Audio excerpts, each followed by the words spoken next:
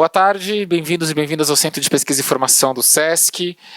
Hoje estamos dando início às atividades formativas do Festival É Tudo Verdade 2024, a escrita do documentário. Não é só num filme de ficção que o roteiro é uma das ferramentas elementares. No documentário, ele é o mapa da mina. É no roteiro que se comunicam as intenções e se organizam as ideias.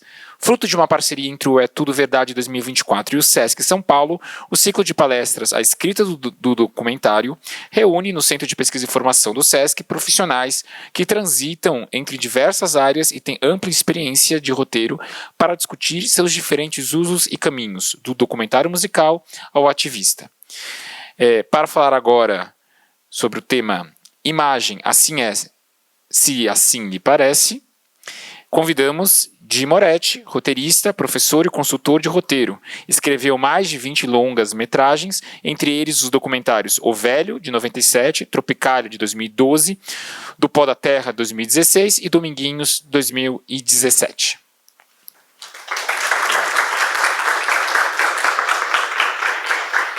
Antes de passar a palavra para o Di Moretti, só queria dar um recado, não sei se vai ser de muita serventia, porque a segunda palestra termina às 8 horas da noite, mas o SESC disponibiliza gratuitamente um transporte para a estação Trianon MASP do metrô, a partir das 9h20 da noite. Então, caso alguém queira depois ficar num café e pegar esse transporte, tem às 9h20, 9h35, 9h50 e 10h05 da noite.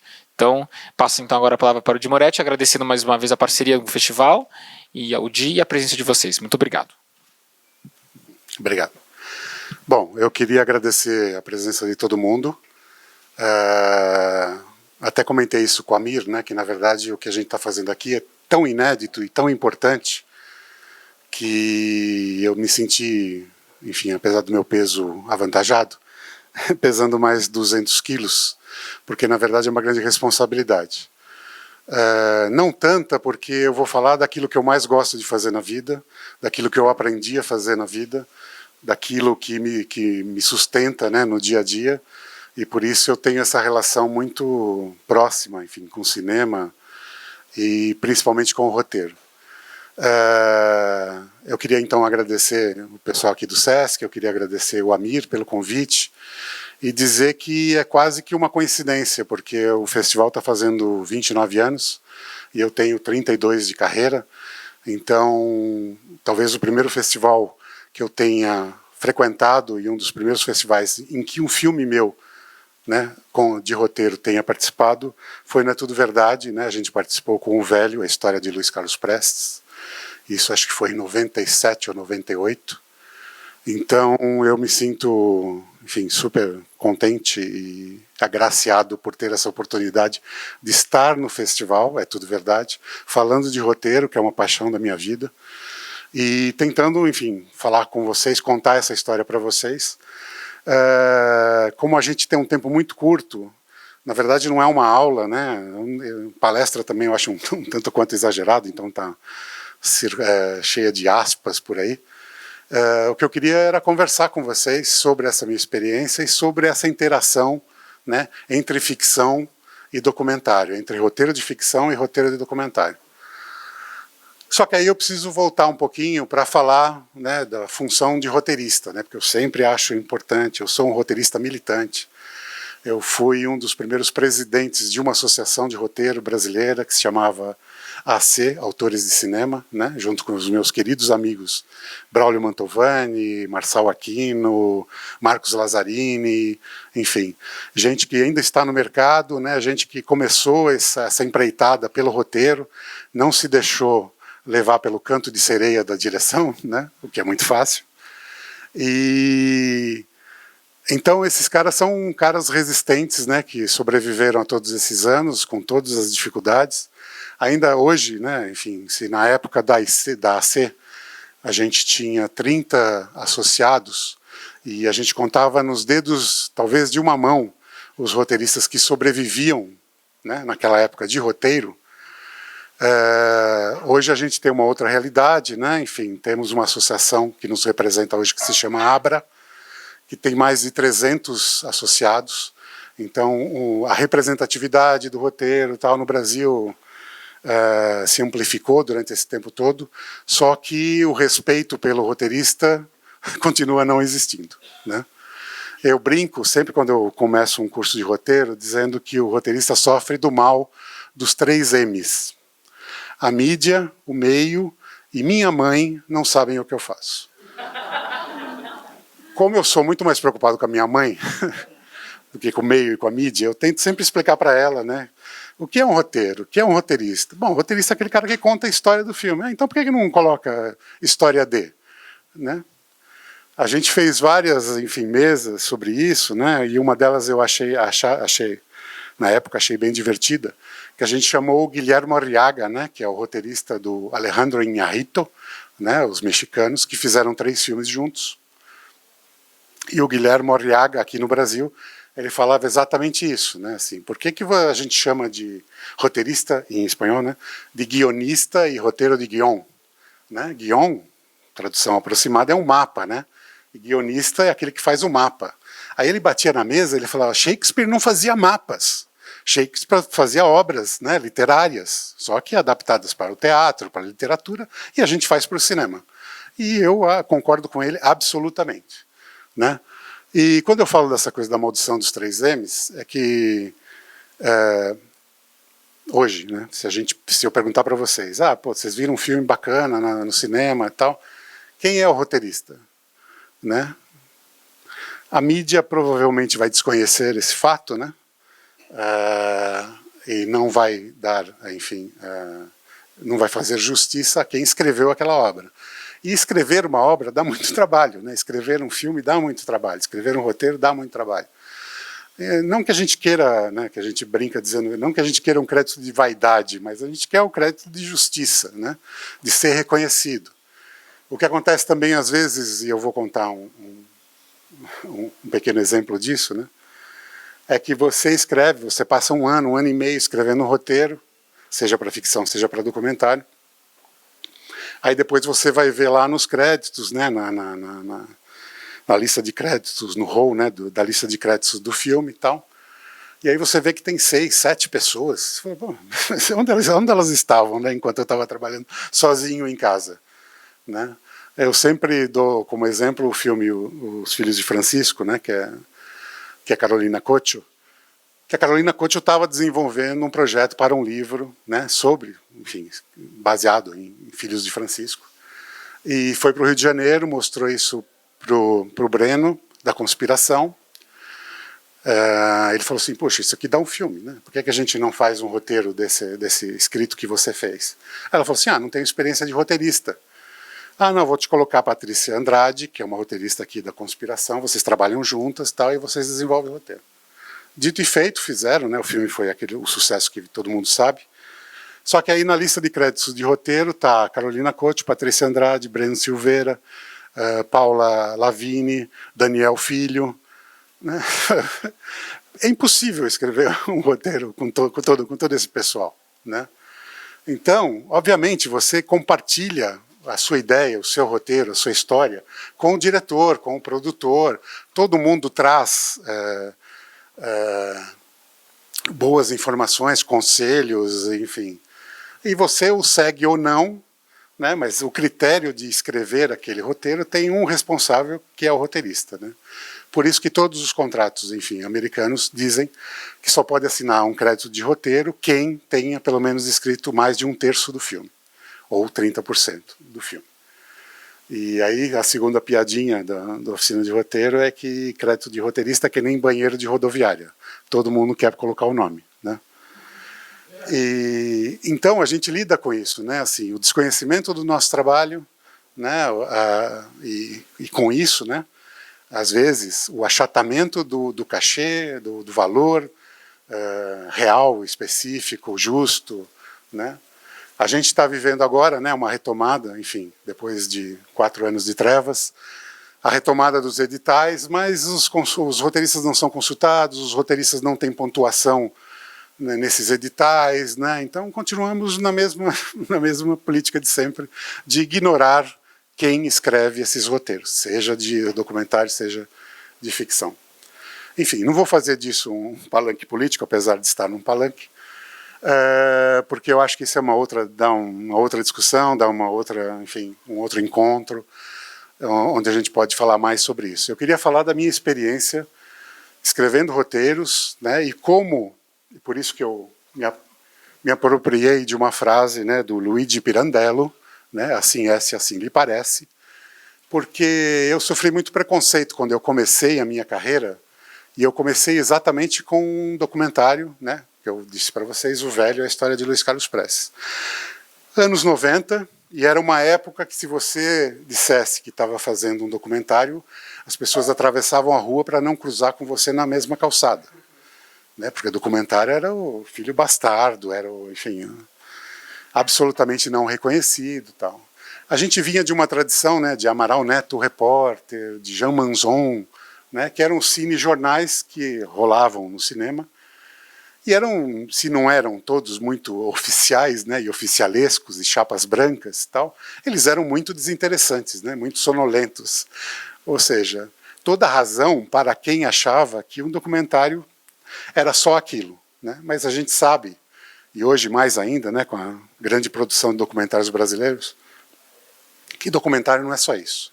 Documentário é muito mais do que isso. Né?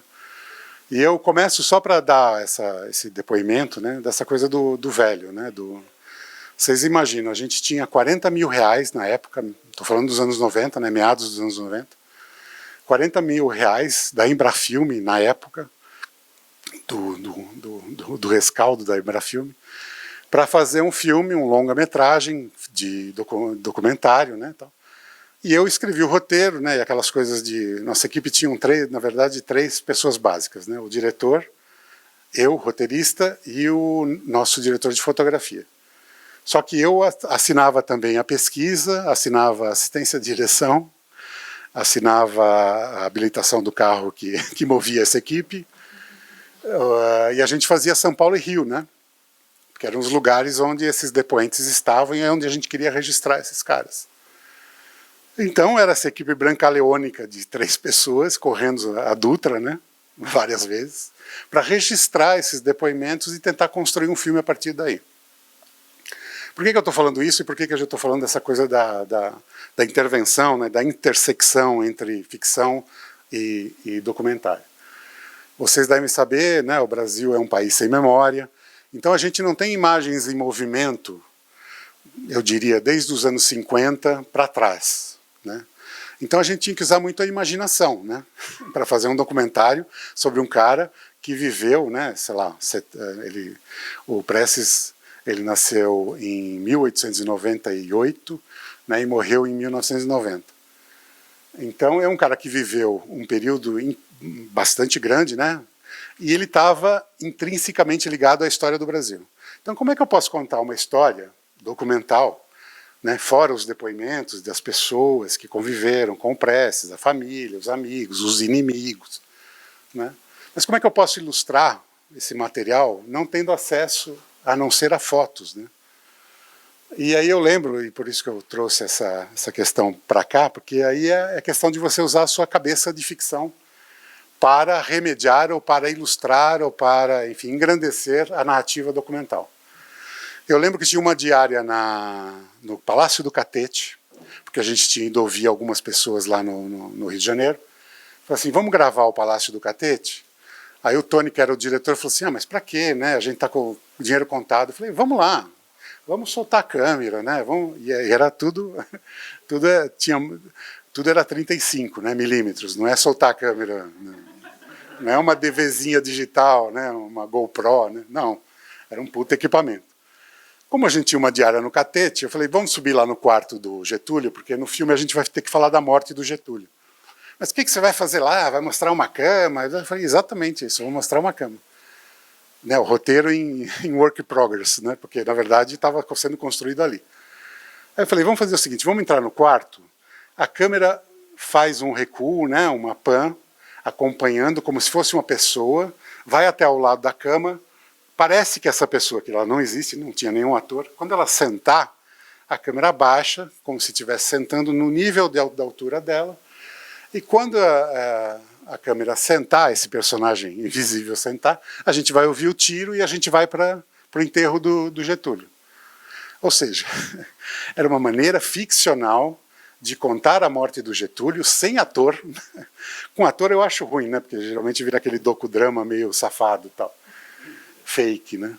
Mas não tinha ator, era uma câmera dentro do quarto onde aquele fato tinha acontecido. Então só o movimento da câmera, que é uma ideia ficcional, ajudou a contar aquela história de um documentário. Assim, para quem viu o filme, eu acho que ficou muito legal. Na hora de ir embora, né, o Tony com pressa, ele passou pela sala de jantar que tem um puta candelabro, sei lá, imenso, de cristal, né, tal. Eu falei, Tony, pede para o diretor de fotografia fazer uma espiral nesse candelabro, né, e chegar na mesa de jantar.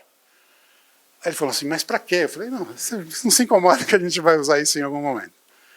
Aí tinha um momento que contava a Revolução de 30, que falava que, na verdade, Getúlio queria que o Prestes assumisse, né, enfim, fosse o cabeça da Revolução de 30, o Prestes recusou, porque já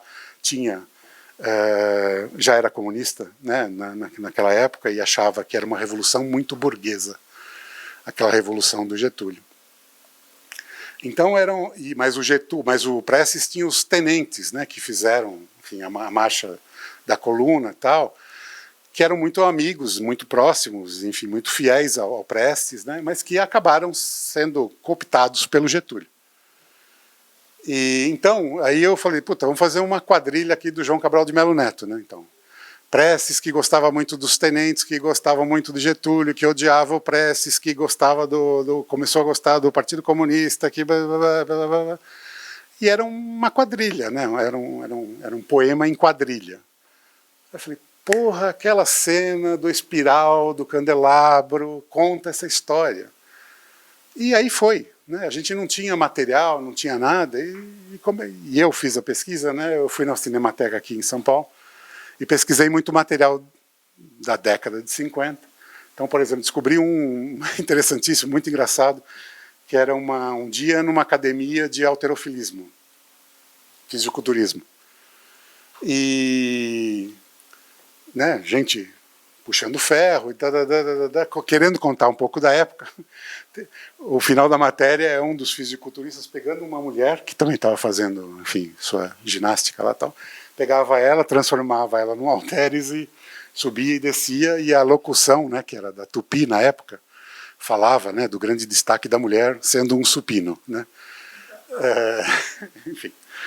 E era muito divertido, e ao mesmo tempo contava, né, a dinâmica de uma época.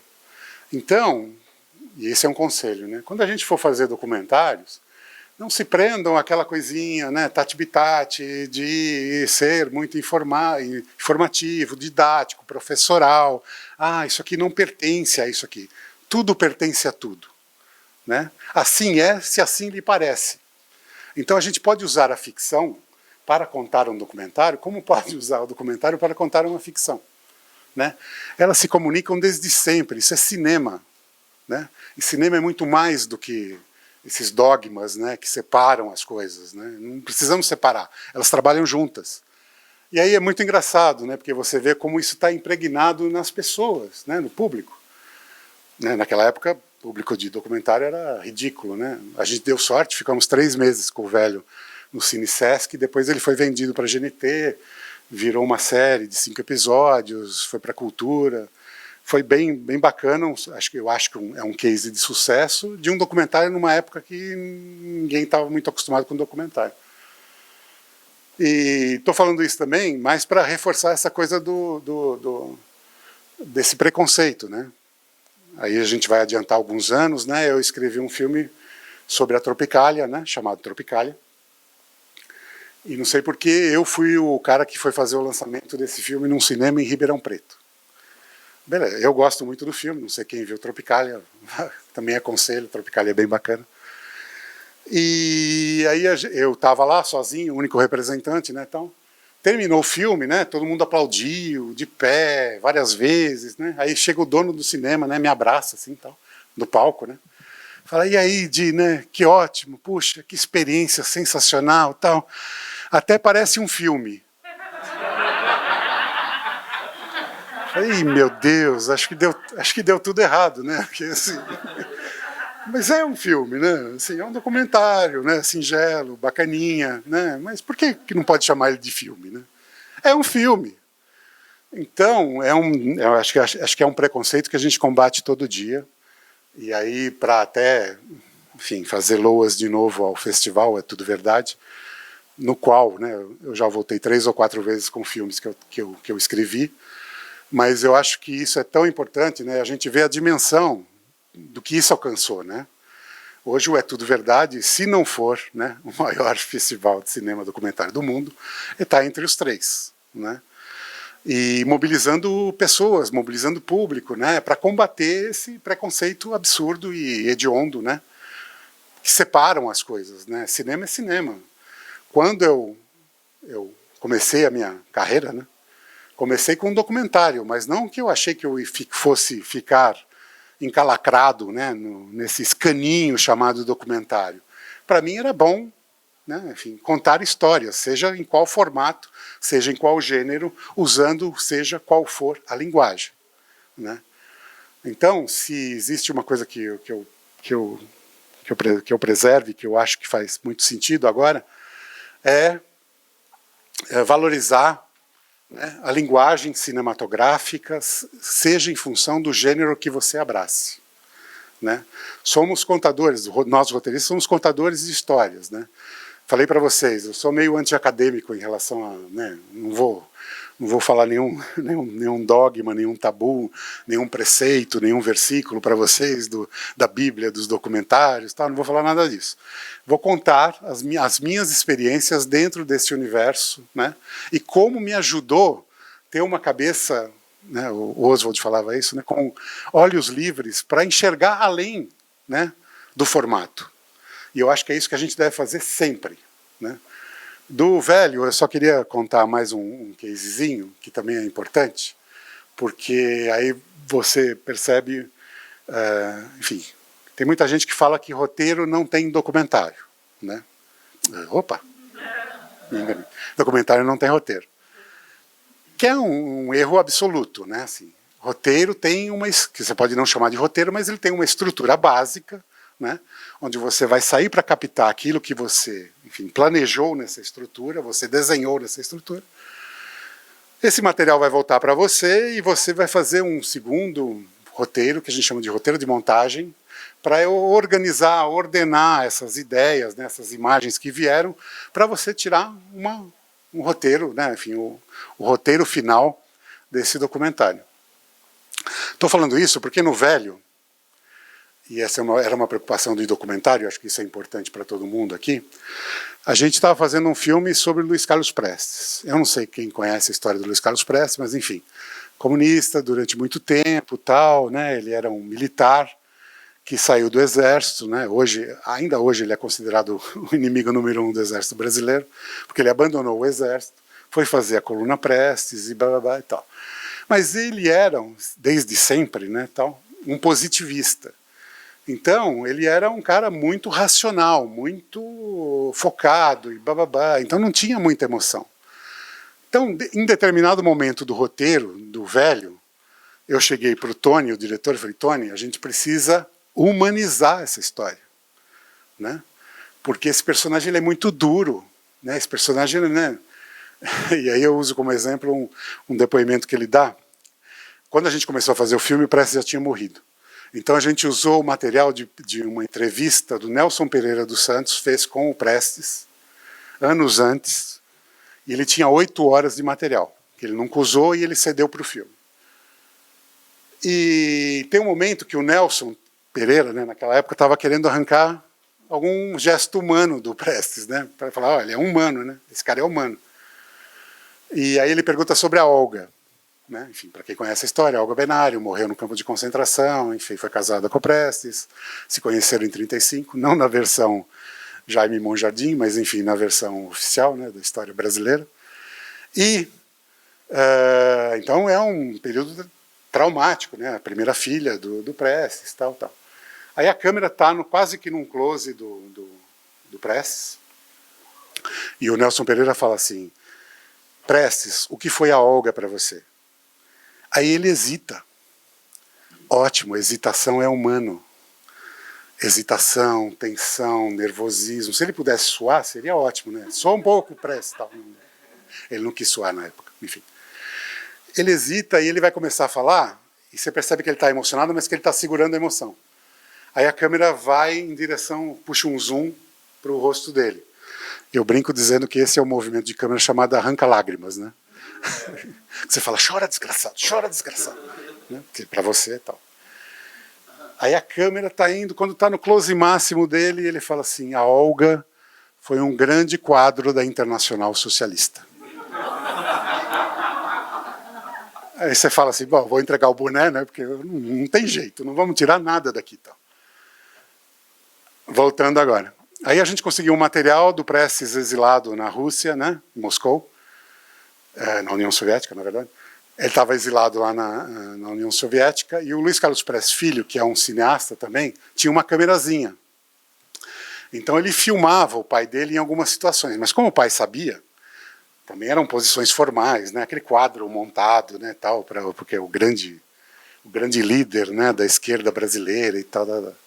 Só que tem um momento em que o Prestes está dando uma papinha para o netinho dele, filho do Luiz Carlos. E o Luiz Carlos fica na fresta da porta da cozinha, olhando o pai, dando comida e tal. Aí pai é pai, né? Pai é babaca de todo jeito. Porque está o Prestes com uma colherzinha fazendo um aviãozinho para o netinho dele. Bom, conseguimos destruir o mito, né? Mas era uma maneira de você mostrar que estava, enfim, né, que você tinha humanidade ali, né, mesmo que seja na relação com os netos. E outro caso que é bastante emblemático, que eu gosto também. Bom, depois da Anitta Leocádia, né, o Prestes teve mais 8 filhos com a Dona Maria, viúva dele. E desses 8 filhos, a maioria deles achava que ele era o tio deles, porque eles tinham que visitar por uma questão de segurança, eles não podiam saber que era o pai. Né, eles eram vendados, né, e aí aquela história, né, eu escrevi Cabra Cega, né, que é um filme sobre... E o menino, enfim, as pessoas ficam vendadas quando vão visitar seus parentes. Né, obviamente, eu bebi na minha própria fonte, ou na fonte do Prestes. E... Então, ele era um pai ausente. Então, todos os depoimentos dos filhos, dos 8 filhos, meu pai era ausente, meu pai não sabia que eu tinha pai, eu achei que era tio, não era próximo e tal. Até que chegamos a mais nova, a filha mais nova dele, Mariana, que ela está num close assim. Aí Mariana começa a falar assim, então, eu fui a última pessoa que viu meu pai vivo. Cutuca o diretor de fotografia, né? Arranca lágrimas, arranca lágrimas. Aí a câmera começa a se aproximar dela. Aí ela fala assim, ele já não falava mais, ele estava no hospital, era aniversário dele, ninguém tinha lembrado, eu lembrei. E falei com ele, ele olhou para mim, né, reconhecendo que eu tinha lembrado, era aniversário dela. Ele tinha lembrado que era meu aniversário, enquanto ninguém tinha lembrado. Aí a câmera vai se aproximando dela, tal. E foi tão, né? A gente trocou aqueles olhares, e ele veio a falecer. Aí na época que a gente gravou o documentário, as pessoas usavam bips, né? Aqueles bipzinhos, tal. Aí a câmera está no arranca-lágrimas lá, né? No meio do movimento, tal. E aí ele veio bip, bip, bip, bip, bip. Falei, caralho, né? Tal. Aí como usar a ficção para tentar salvar esse material? Você não vai fazer de novo, falar assim, Mariana, muito bom, hein? Emocionada nesse mesmo, take 2. Não, né? Mariana estava emocionada naquela hora, naquele momento. Aí eu falei para o Tony, vamos fazer o seguinte, vamos colocar a máquina, o ruído da máquina de oxigênio do hospital, para cobrir o bip. E aí quando ela termina, a gente mostra o enterro do velho, né? Enfim, o velho sendo enterrado e tal. Aí você vai falar assim, licença poética meio esquisita essa, né, Di? Esquisita, mas a ficção ajudou a salvar o documentário, porque era um dos únicos momentos mais humanos do documentário. E a última historinha desse primeiro filme, do velho, é que certifiquem-se das suas fontes, né? Pesquisa é fundamental. Quando você fala para um produtor, precisamos de pesquisa, ele fala assim, mas a gente não está fazendo um documentário. Eu falei, não, mas a gente precisa de pesquisa para qualquer coisa, ficção, documentário, seja o que você for fazer, você vai dar uma volta na rua, você tem que fazer pesquisa, né? Isso me lembra também uma outra coisa engraçada, vocês devem conhecer o Hugo Giorgetti, que é um diretor paulistano, né? Que é conhecido pela sua rabugice, né? Por ser muito rabugento. E eu estava dando um curso no Espaço Unibanco de Cinema, na época era Unibanco, né? Hoje Itaú, 4 semanas, e eu convidava no sábado um profissional, né? Como eu sou amigo do Hugo Giorgetti, falei, Hugo, você não quer aparecer lá, né, no sábado para falar com os alunos e tal? Não, vou sim, imagina, tá bom. Ele é rabugento. E naquela semana eu falei sobre a importância da pesquisa, né? Que pesquisa é fundamental, não importa se é para documentário, se é para ficção, pesquisa isso, pesquisa aquilo, Um dos alunos levanta no sábado e pergunta, e aí, Hugo, como é que você lida com essa coisa da pesquisa? Aí ele olha para o aluno e fala assim, se for a mais de 3 quilômetros da minha casa, não tem pesquisa. Fudeu, né? Enfim. Então é importante a pesquisa, por quê? Porque a gente precisa certificar das nossas fontes. Aí eu vou contar o caso que foi triste, não foi, mas foi engraçado e emocionante. A gente tinha quase concluído os depoimentos do velho e tal, e eu falei, Tony, a gente precisa achar alguém que tenha convivido com a Olga na prisão lá no Rio de Janeiro, né, na Rua México, na Polícia Federal e tal. Ele falou, tá bom, né, vamos fazer uma pesquisa e tal, e a gente tinha como base também o livro do Fernando Moraes, Olga, né. E no livro do Fernando Moraes estava, conviveu com a Olga na prisão, Beatriz Riffe, uma líder, enfim, socialista na época e tal, que foi presa. Falei, legal, né? Pegamos meu carro, enchemos de equipamento, Dutra de novo para fazer um depoimento, só o da dona Beatriz Riffe. Chegamos lá, obviamente, né, para o nosso azar, um predinho de 3 andares em Botafogo, sem elevador, né? O diretor vai na frente, né, cumprimentando, oi, como é que você está, tudo bem? Tudo. E os burros de carga vão atrás, carregando o material. A gente tinha uma técnica que assim, a gente colocava 2 cadeiras na frente do depoente, para ele ficar flutuando entre o roteirista e o diretor, e para ele não olhar para a câmera, para a gente tentar alguma espontaneidade, né, desse olhar. Aí armamos a câmera, a dona Beatriz simpaticíssima, nos recebeu, e tal, ela sentou, eu fui o primeiro a fazer a pergunta. Dona Beatriz Riffe, como é que foi o seu contato, a sua relação com Olga Benário na prisão? Ela olha para a câmera assim, eu nunca vi a Olga Benário. Das duas uma, né? Ou a gente joga o equipamento ou a dona Beatriz Riffe pela janela, né? Enfim, é o depoimento mais emocionante do filme. O que aconteceu? Checagem de fonte. Dona Beatriz Riffe ficou na mesma cela que Olga, só que não no mesmo momento. Olga saiu, Beatriz entrou. Então realmente elas não se conheceram. Mas no registro da polícia, estava lá, cela tal, Beatriz, Olga, sei lá quem tinha ficado na cela. E no livro do Fernando está dizendo que estavam na mesma cela, mas elas nunca ficaram na mesma cela. Dona Beatriz, enfim, não sabe, sabia quem era, mas nunca viu Olga Benário. Tá bom. Se você é preso nesse esquematismo, né, nessa coisa, nessa armadura engessada que você cria do roteiro, que o roteiro não pode mexer, porque é roteiro e tal. A gente ia embora e ia ficar sem esse depoimento. Como eu disse para vocês, é o depoimento mais emocionante do filme. Dona Beatriz Riffe foi presa, né, na intentona de 35, né, comunista, e na cadeia ela animava os presos, né, os colegas, tal, subindo nas grades e cantando. Então ela cantava tipo uma versão da Cidade Maravilhosa na versão comunista, né? Cidade maravilhosa, cheia de balas mil, vermelha, enfim, não lembro o resto da... Ela cantou espontaneamente, a gente não pediu para ela cantar, ela cantou e se emocionou. E falou que foi torturada, enfim, teve os bicos dos seios retorcidos com alicate, queimada, com pontas de cigarro, e é o depoimento mais emocionante. A gente saiu de lá absolutamente chapados, e era um depoimento que se a gente fosse muito rígido com a questão da pesquisa, a gente não teria feito. Então, né, nunca esqueçam de valorizar, né, essa coisa da sensibilidade. Por isso que eu falo dessa coisa do assim é, se assim lhe parece, porque a gente tem que valorizar a nossa sensibilidade. Às vezes, muito a mais do que a nossa razão. Né? A nossa razão pode impedir de a gente chegar em lugares que a gente não chegaria se usasse só o critério da razão.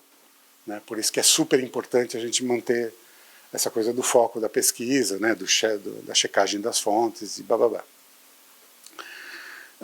Esse era o velho. Né? Queria também já fazer uma parte aqui, porque eu acho que é super importante, e na verdade é uma pré-homenagem. Dentre vocês aqui eu tenho um personagem. Eu estava fazendo, a gente ganhou um núcleo criativo, acho que em 2015, 2014, por aí, 16. E cada um tinha que fazer uma proposta, cada um dos 5 roteiristas tinha uma proposta de série. Né? Tinha uma série de humor, tinha uma série mais dramática, tinha uma série... Enfim, 5 séries. E eu escolhi fazer uma série chamada O Mal da Cura, que é uma série médica. E aí o que eu quis fazer? Eu quis fazer um House ao contrário. Né? Assim, House é aquele cara genial, mas que não suporta o contato humano, a figura humana, não quer ver paciente e tal. Eu falei, puta, eu vou criar um médico, que é justamente ao contrário dele, que ele é tão dado, ele tem uma relação tão intrínseca, né, com os seus pacientes, que ele se aproxima tanto que ele acaba somatizando, pelo menos na cabeça dele, né, tal, a doença do seu paciente. Então, para resolver o problema, essa doença, ele precisa primeiro se curar, antes do paciente. Chamou Mal da Cura, né, 13 episódios e blá blá blá e tal. Eu falei, para fazer um pouco diferente do House, vai ser num hospital público. Isso foi antes do Sob Pressão, tá? Então, se alguém copiou alguém, depois vocês perguntam para o Lucas Paraíso, que é um amigo próximo meu e autor do Sob Pressão. Mas, enfim. E aí a gente escolheu, eu escolhi, né, o hospital público do Emboimirim. E como eu tinha 13 episódios, e essas séries a gente chama de séries procedurais, ou seja, eu preciso ter um caso em cada um dos episódios, que se resolva dentro do episódio, né? Então, e tem que ser um caso, né, não é uma gripe, né? É um caso complicado que, enfim, que dure todo o episódio, né, tal. E aí eu falei assim, bom, vamos para lá, né, vamos para Emboimirim e tal, e aí a pesquisadora, a Carolina Margoni, que é ótima, sensacional, achou o Dr. Cláudio. Dr. Cláudio era chefe dos médicos residentes do Emboimirim.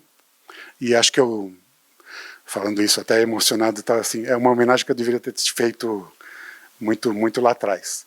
Porque, na verdade, ele é um coautor, né, dos episódios que compõem o Mal da Cura, né, a série.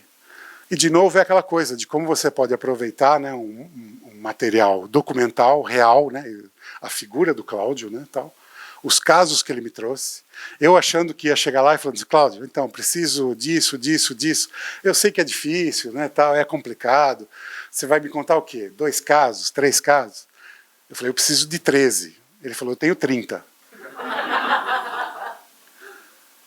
Aí o primeiro que ele falou, eu falei, caralho, esse tem que ser a abertura, tem que ser o piloto. Enfim, é uma região muito violenta, né? Emboimirim é Capão Redondo, né? Jardim Ângela e blá blá blá. E num episódio de um tiroteio, né? Foi você mesmo que atendeu, Cláudio? Ou é aquele de bombar o coração? Né? Não vou contar o final. Né? É um cara que estava entre a vida e a morte, ele já tinha desfalecido, estava sem sinais vitais. Aí retiram o coração da caixa cavernosa, né, do coração, e bombeiam o coração fora do corpo. Né, um médico em cima dessa vítima. Tá, e o cara sobreviveu. Né. Eu falei, bom, mais do que isso acho que vai ser difícil a gente conseguir. Né. Então foi uma relação ótima. O Dr. Cláudio virou consultor. Isso é uma outra figura bem bacana, que também compõe as distintas realizações, tanto de ficção quanto de documentário. Você pode ter consultor, né? Então, por exemplo, eu fiz um filme chamado As Filhas do Vento, anos 60, que se passa com uma família, que é Thaís Araújo, Ruth de Souza, Milton Gonçalves, e blá blá blá, falando mineirês.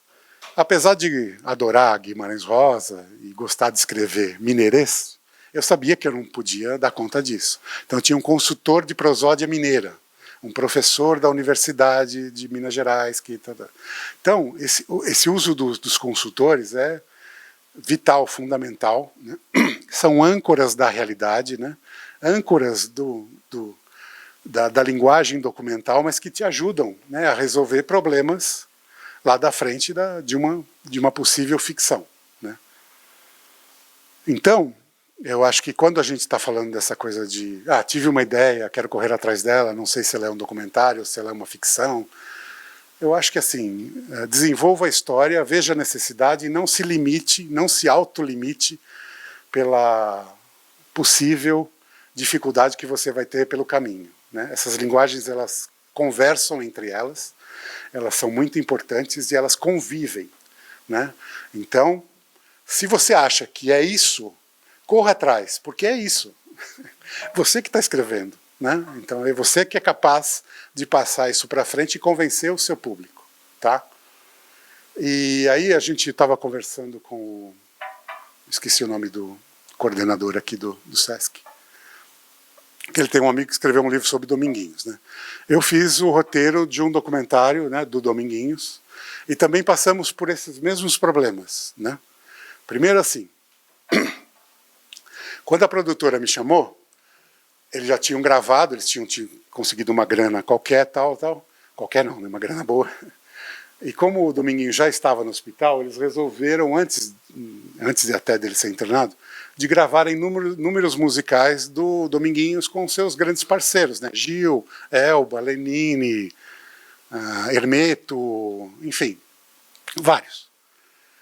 E registraram tudo isso, 5 câmeras, estúdio, tudo ótimo, né? Maravilhoso, fotografia sensacional. Tá? Aí um dia me chamaram na produtora, me mostraram, e aí eu falei assim, mas o que vocês querem fazer, né? Um Globo de Ouro ou um documentário sobre o Dominguinhos? Queremos fazer um documentário sobre o Dominguinhos.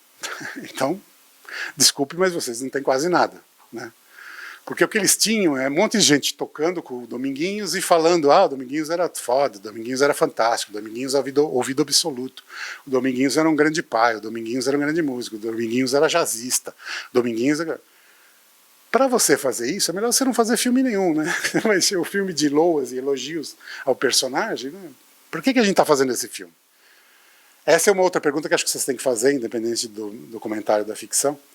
Por que a gente está fazendo esse filme e no que esse filme é diferente daqueles outros filmes que foram feitos sobre esse personagem? Né? E aí, o Dominguinhos tocou todos esses números musicais sentado com a sanfona no colo.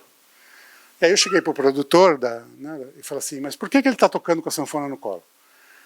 Porque ele não aguenta mais o peso da sanfona, que tem 13 quilos, então ele está tocando sentado. Falei, caralho, isso é uma coisa, a gente tem que ir atrás desse mote, né, tal. Ele já não está aguentando mais o peso da sanfona.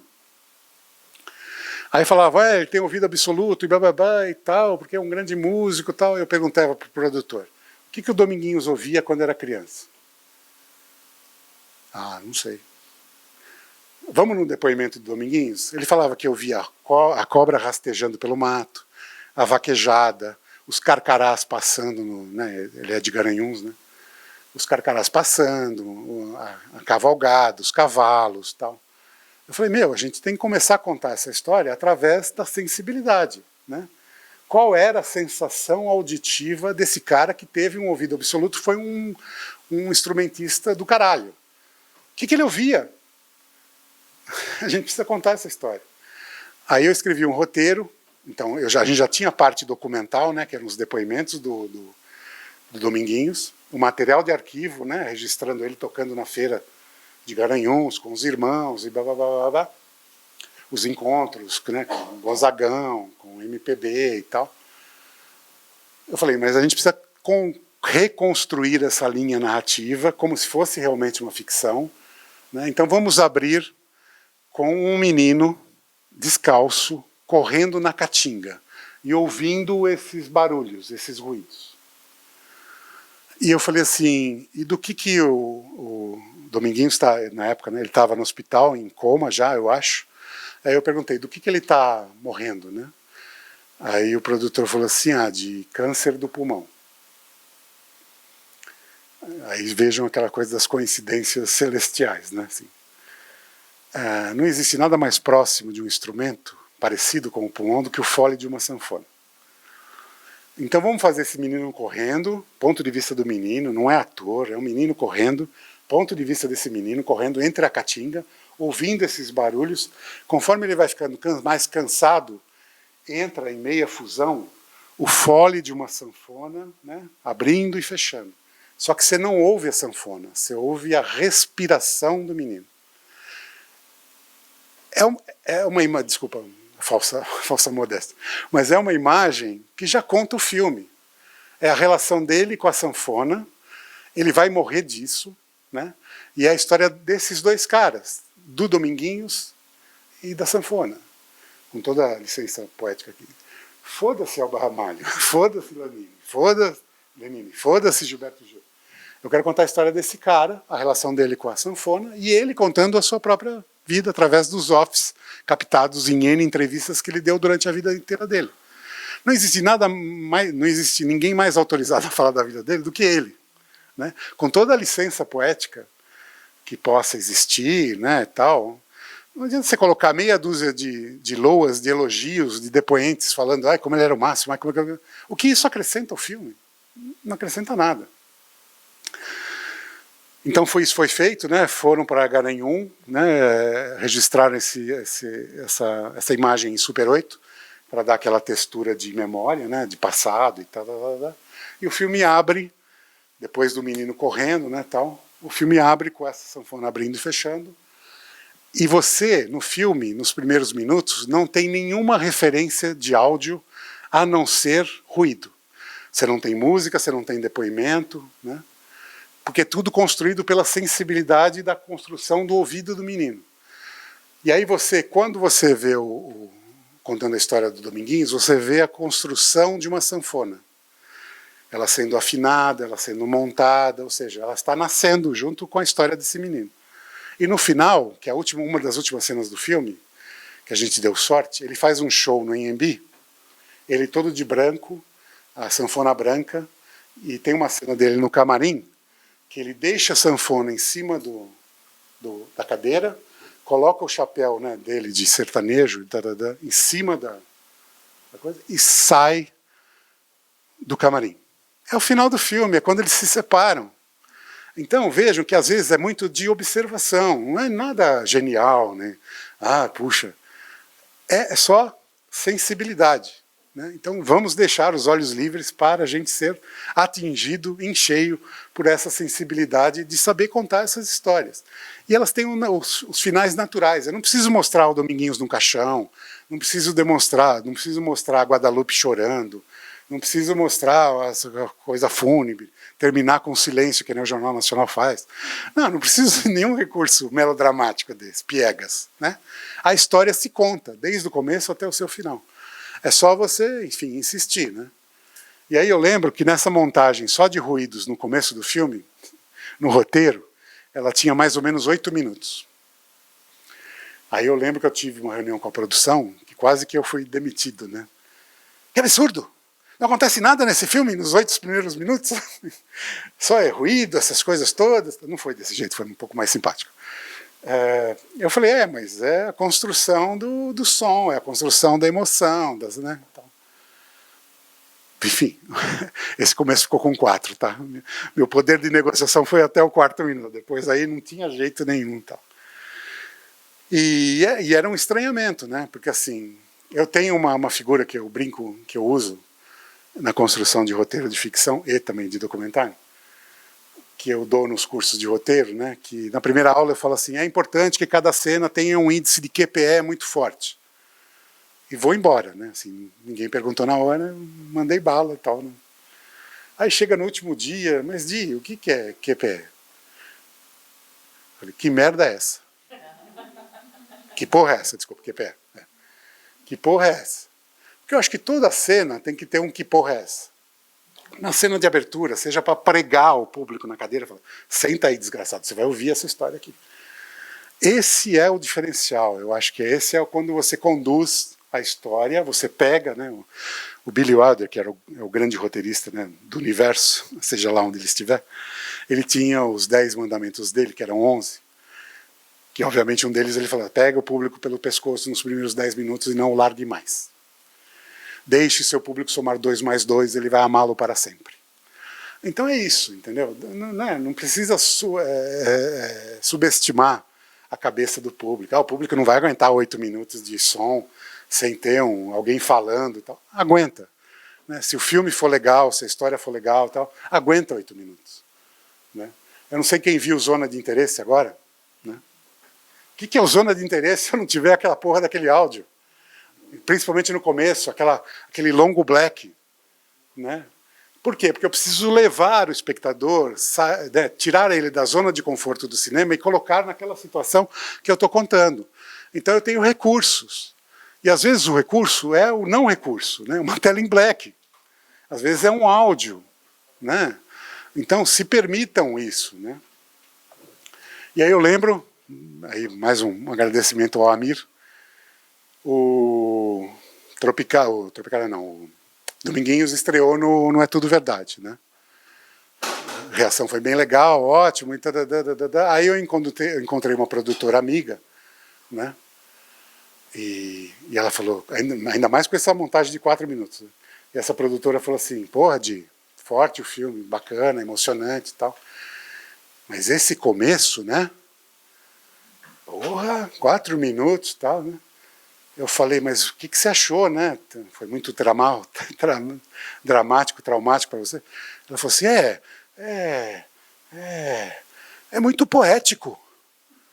Eu falei, poxa, e quando o poético não é legal, né? Eu falo poético como se ela estivesse me xingando. Né? Eu falei, então é poético, é lírico, é subjetivo, né? Mas faz parte do filme.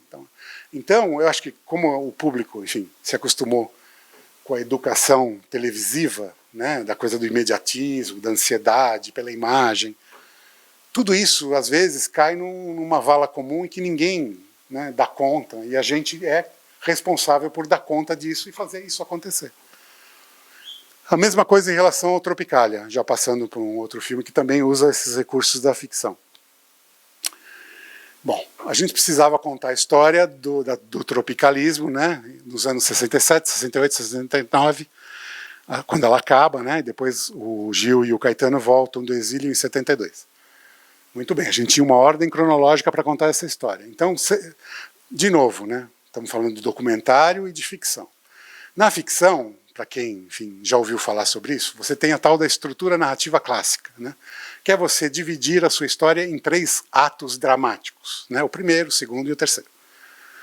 No documentário eu também posso fazer, só que no documentário eu não tenho limite. E eu não chamo de atos, eu chamo de blocos temáticos. Então, o do Dominguinhos, eu tinha 3 blocos temáticos. Garanhuns, Rio de Janeiro, São Paulo. O que acontece em Garanhuns? Ele se descobre músico, vive fudido naquele lugar, passa o Gonzagão lá, promete uma sanfona para ele, quando ele for para o Rio de Janeiro. Plot point, que é uma coisa que a gente usa, uma figura que a gente usa só em ficção, né, no roteiro de ficção, também acontece no documentário. Qual é o plot point da história do Dominguinhos? Ele encontra Gonzagão promete uma sanfona para ele quando ele for para o Rio de Janeiro. Cena seguinte, ele entra num pau de arara e viaja durante 27 dias de Garanhuns ao Rio de Janeiro para encontrar o Gonzagão. Então é uma passagem, não, quase que um ritual de passagem da história do Dominguinhos.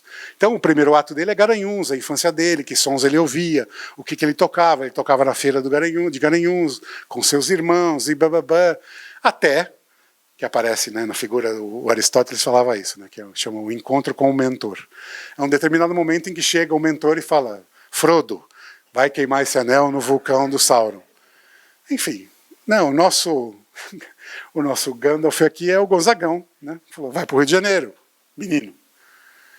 Ele vai, obviamente ele sofre muito no Rio de Janeiro, segundo ato, segundo bloco. Sofre muito, blá, blá, blá, blá. Encontra o Gonzagão, ganha uma sanfona, o Gonzagão apresenta ele para os caras da MPB, Caetano, Gil, Gal, né, blá, blá, blá, blá.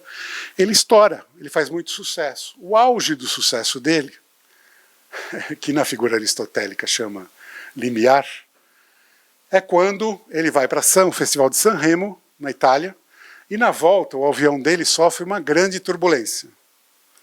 Nunca mais ele pisa num avião. E a carreira dele, que estava assim, faz assim.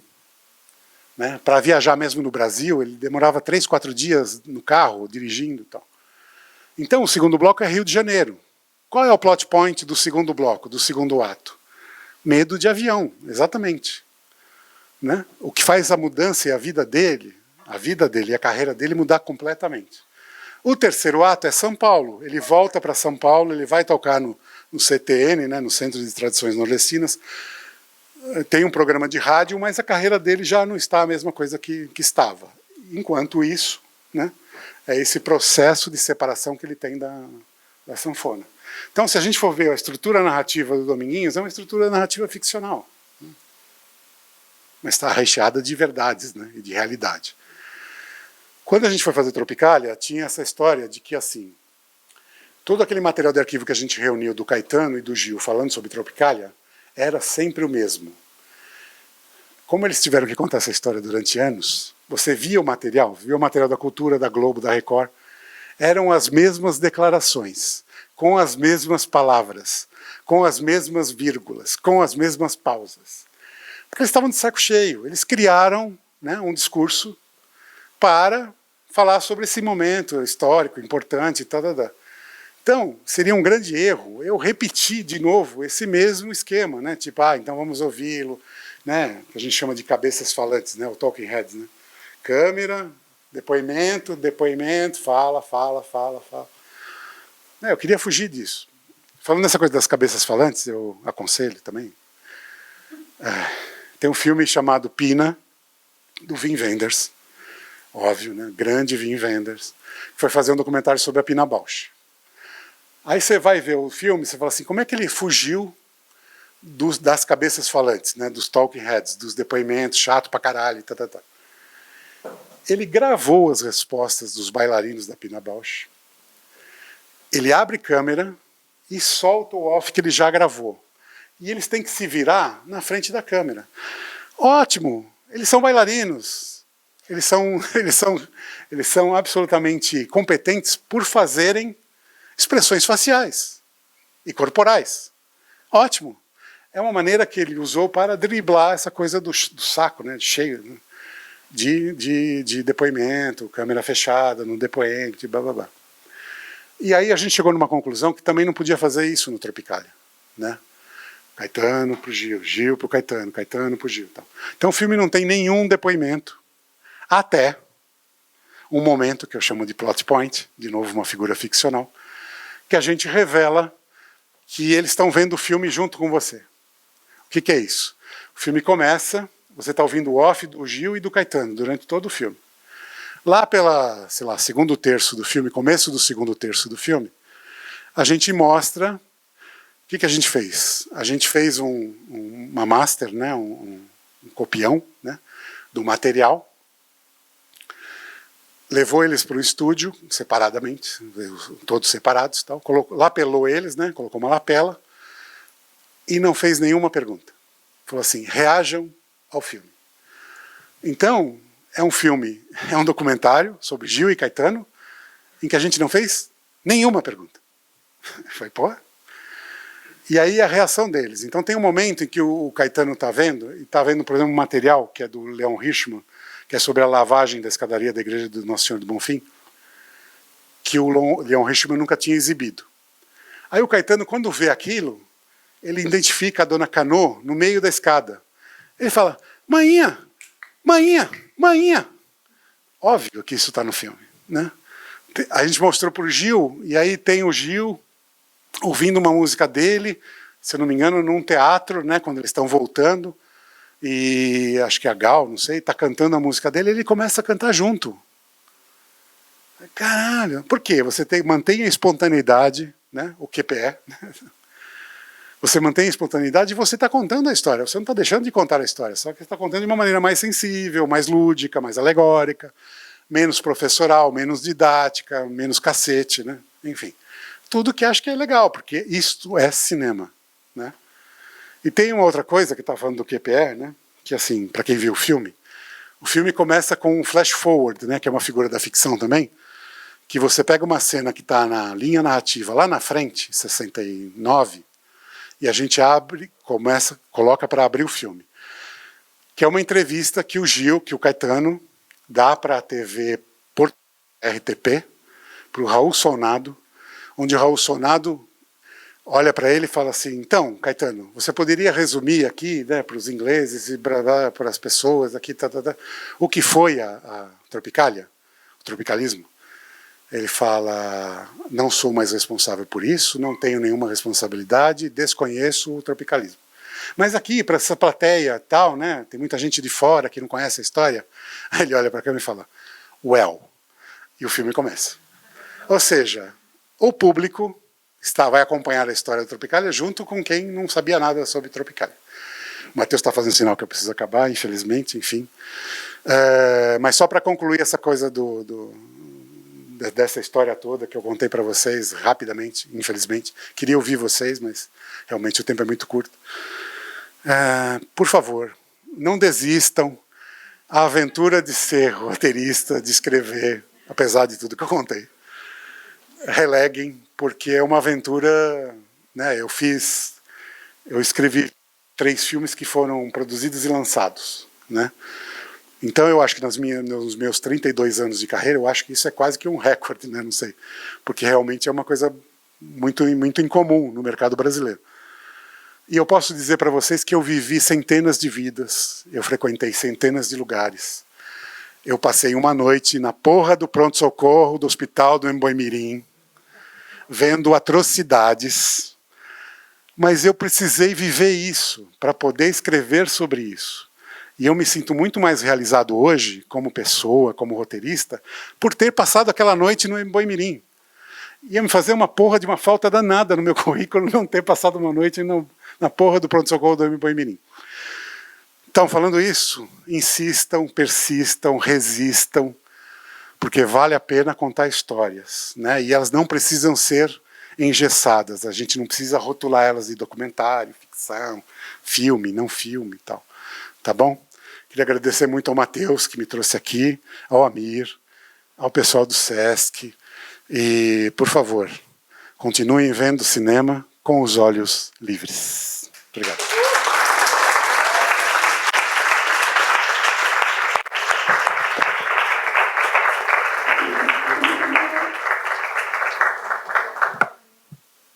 Bom, em nome do Sesc eu queria agradecer mais uma vez o Di Moretti. Infelizmente não vai dar tempo da gente abrir para perguntas, porque às 7 horas teremos a segunda palestra. Então teremos esse pequeno intervalo para quem quiser comer alguma coisa, ir ao banheiro, e às 7 horas em ponto voltamos então aqui, ok? Obrigado.